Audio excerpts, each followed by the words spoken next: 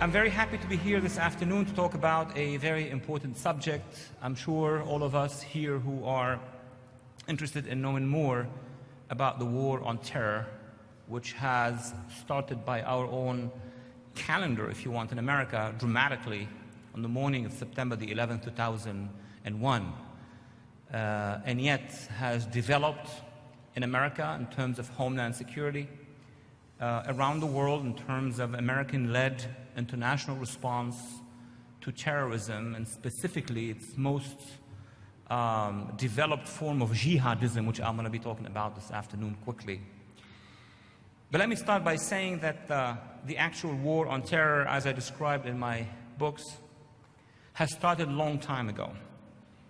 We responded, America responded. Other free nations have responded after having been attacked on 9/11 in America, 7/7 in Britain, 3/11 in Spain, and many other similar aggressions on behalf of the jihadists that have been taking place since 9/11, both sides of the Atlantic, but also in the greater Middle East and the Arab and Muslim world as well. The war on terror in its most modern phase has really started at the end of the Cold War, with the collapse of the Soviet Union. A new era has started, and that era is basically the era of the Jihadi campaign against the rest of the world, against America, against other free democracies, societies in the West, but also against societies in the Arab and Muslim world, against Russia, India, Sudan, and many other places around the world. As soon as the Soviet Union collapsed, jihadist movements have begun what they believe is a holy war against what they believe is and call the infidel, the kuffar. And that would be in the early 90s. In that decade, jihadist strikes occurred around the world, but specifically in the United States, albeit without significant response. 1993, first attack against the Twin Towers in New York, against America. 94, 95 attacks in Saudi Arabia against US personnel, Khubar. 96, the rise of the Taliban regime in Afghanistan. 98, 2 attacks against our embassies in Africa. And of course, in 2000, the attack against the USS Cole. And finally, the road leading to September the 11th in New York and in Washington. So we look at this decade, the 90s, and ask the question, the same question that was asked by the 9/11 Commission throughout the summer of 2004, producing a book, 400 pages. How come we didn't know about it? One of the commissioners, in a pre-briefing session, concluded that at the end of the day, at the end of these investigations, the conclusion is that Americans had a failure in imagination. We couldn't even imagine, per the committee, that we were under attack, that the jihadists have penetrated our defenses, that they have been attacking repetitively the American nation and other democracies around the world, and simply we weren't able to match that. Well, I sort of disagreed. I said in that pre-briefing meeting, and I wrote about it since, I disagree. America is known around the world, and I am an immigrant, so I am even well situated to know about that. America is known specifically because of its imagination.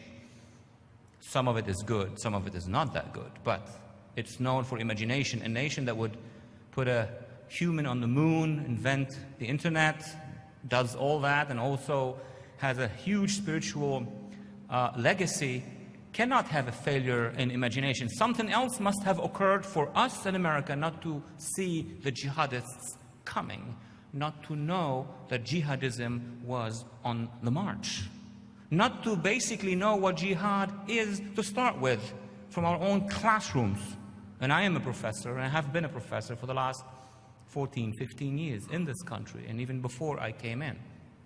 So what is it? In my sense, I think, and I introduce the notion now, of America had a failure in education. We were not told. Americans were not informed. From the classroom, and obviously to the newsroom, to the courtroom, to the art room, and to the war rooms, that we have been at war on behalf of a worldwide movement with different faces, different embodiments, different sorts of networks, regimes and organizations. We have been designated as targets on behalf of the worldwide jihadist movement. But unfortunately, those who on our behalf were supposed to tell us, tell the American people, specifically the younger ones among them, those who are in the classrooms, my colleagues, the educators, to start from there, they have failed in educating several generations. You know, many of the critics of the war on terror nowadays, outside our borders and inside our borders, say, well, we brought that to ourselves by going to Afghanistan and by going to Iraq so our foreign policy is responsible. Well, our foreign policy has not been always brilliant over the past many years. But the jihadists have started to target these societies, including the American society, way before we had a foreign policy regarding the Middle East, way before World War II, before the Cold War, before the Arab-Israeli conflict began, before Israel was established, before the United Nations existed, before the League of Nations in the 20s, before World War I. So that jihad campaign has started decades and decades ago, had a vision of the world before the world itself developed a vision regarding the war on terror, a vision which is not, unfortunately, unified enough today. Americans and Europeans are in disagreement on how to conduct that war on terror, how to win it. Americans are in disagreement on the principle of the war on terror, on campuses around the nation. And that's what I spent my last 14 years. There are voices, academic voices, that says that we should not be in a war on terror. There are voices that says, well, jihad is a spiritual yoga. And we should not be worried. We should be worried about ourselves, how to behave in the international community. Yes, we should. Because we have done a lot of mistakes in the sense of not understanding the signs when the signs were coming straight at us. And we were not able to understand these signs because those who were supposed to do their job, translating these signs to us, not just linguistically, but intellectually, didn't do their job. You see many of those who have originated from the region. Some call them the dissidents, others the reformers, from the Arab and Muslim world. There are Christians, there are Jews, there are Muslims, there are from other religions as well, who have experienced and been actually the victims, if not individually, but as a society, of the rise of terrorism, of the rise of jihadism. They brought that story to the West and brought the story to America. And their story is very simple. Till 9/11, all the signs of jihadi aggression and attack against free societies, and all the messages sent by dissidents and reformers and minorities coming from that region, all these messages were disregarded. And hence, when in the first 20 minutes after the attacks on the Twin Towers on September the 11th, 2001, after 20 minutes of these attacks, one question was aired around the world coming from America. A question which is very strange. And that question was, why do they hate us? A nation that has been targeted for so many decades, a culture that has been basically in the alley of fire of the jihadists for so long, asked a question as simple as a first grader or second grader asking it, why do they hate us? And we realized 6 months after in the national debate on TV and on radio that we missed something very important, who the they are. We asked the question, why do they hate us? And then we realized we don't know much about the they. And is it really hate or is it ideology?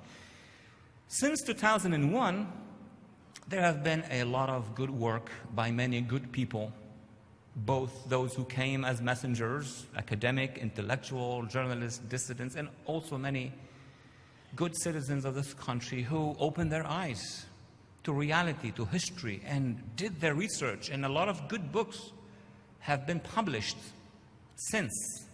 But what we are up against, the threat, the jihadi threat, did not start on September 2001. It started decades ago. So we are facing off, we as American and Western democracies and societies around the world, we are facing off with an enemy which has started its preparation for this war decades ago, which would answer a lot of the questions that you and I may have about reality today. And I'm sure you and I have many questions. What to do in Iraq? What's after Iraq?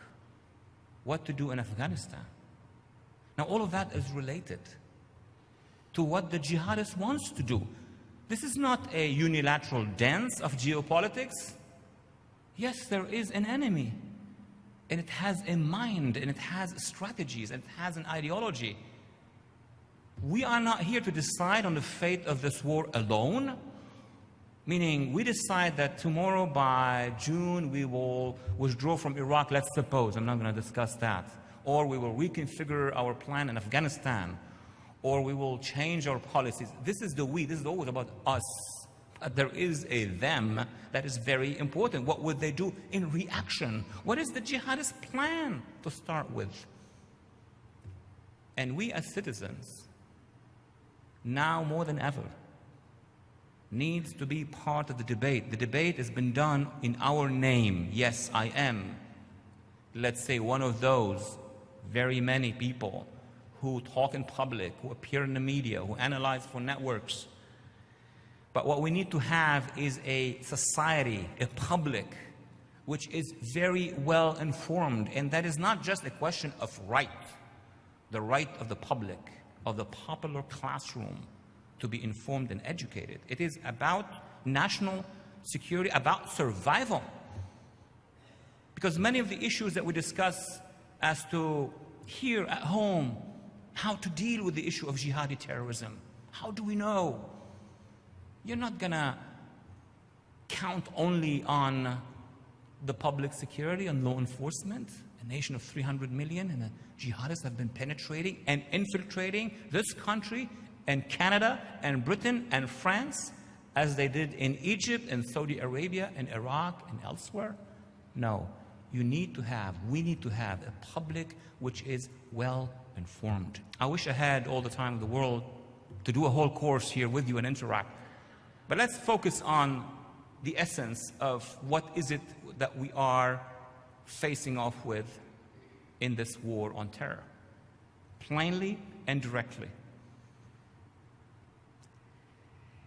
Jihad is a concept which today in the West is very much debated. Ironically, it is not debated in the other side of the planet, in the Arab and Muslim world where I come from. Because jihad in that part of the world is jihad. There is no other interpretation for it. Everybody knows what it is. It's strange that it is debated here because it tells us that there is a war of ideas in the West and in America. And the objective of those who are waging this war of ideas against our minds is to deny us the understanding of where this whole thing came from. So let's liberate our minds by education. Jihad as a concept is very simple. comes from the 7th century AD, CE. And we don't need to be political scientists or historians or experts. It is what was the state of affairs at the time, religious war. Nothing that strange. The early establishment at the time, 7th century, of the Islamic State, known then as the Caliphate, was expanding outside Arabia. In the same way other empires have expanded. Nothing unusual for the time. The Persians, the Romans, the Byzantines. That caliphate, that Arab Islamic caliphate expanding out of Arabia, conquering Mesopotamia, today Iraq and Syria and old Palestine and Egypt, moving in all directions under various dynasties. We could go on in details forever, but just to summarize it, this expansion was based on a concept that allowed this expansion to occur. That's 7th century history. And I want to place it in its own historical background. And it's over, and it's part of history.